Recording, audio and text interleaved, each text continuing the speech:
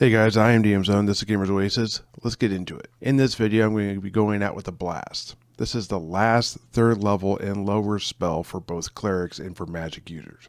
And of course, I'm ending with Fireball. When you think of iconic, powerful spells in Dungeons and Dragons, for sure one of the strongest ones that comes to your mind is Fireball. Now, it's not the most powerful spell. It's not even the most powerful third level spell, if we're being honest, but it is truly a classic. What makes this spell so meaningful is the fact that when you get it does a heap of damage early to a room.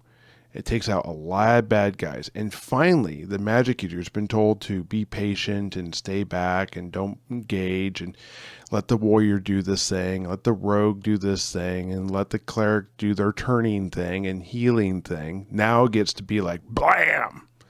And that's nice. So for sure, many inner pyro nerds have been released with this spell. So how does this spell work in original Dungeons & Dragons? I mean, that is the purpose for this video, right? Well, it has a duration of 1 turn. More on that in a second.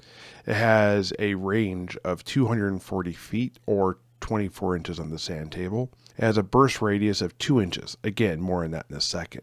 It does its level in dice of damage. So when you're 5th level and you get this, then yes, it does 5d6. If you're 7th level, 8th level, 10th level, so on, it does its level in dice, essentially. Where this essentially comes into play is, what if you're 1st level using a scroll or a wand or a staff? Well, these actually come with levels.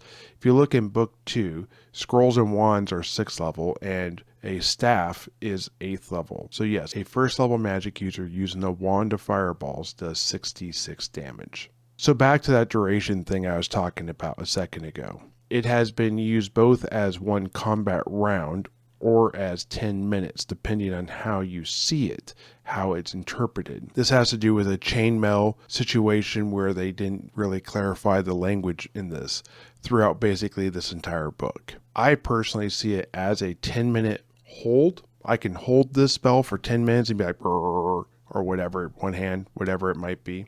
And you're basically holding a ball of energy until it's released, and it does that 2-inch blast radius, as it likes to refer to it, and then that's the end of the spell. Another thing that is talked about in here is it talks about the fact that it conforms to the shape of the space that is given, elongating or whatever.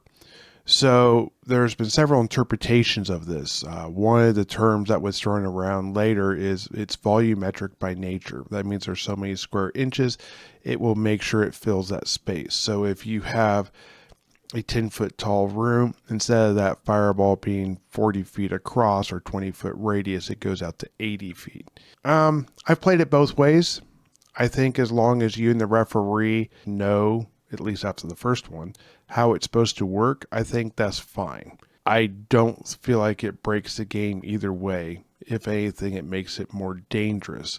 So depending on how dangerous you want your magic, or if you're doing wild magic, then you might have that as a thing. Though it explodes with a burst of 2 inches, slightly larger than the specified in the chainmail rules. What they're really saying is this is referring to the heavy catapult.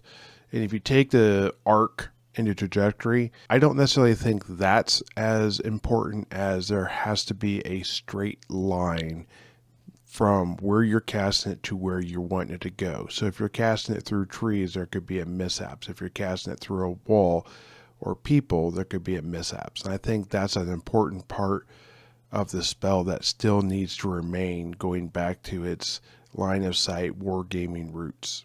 Anyways, guys, did I get this right? Did I get this wrong? Let me know down in the comments what you think. Thank you. Have a good day and keep rolling those dice. Bye.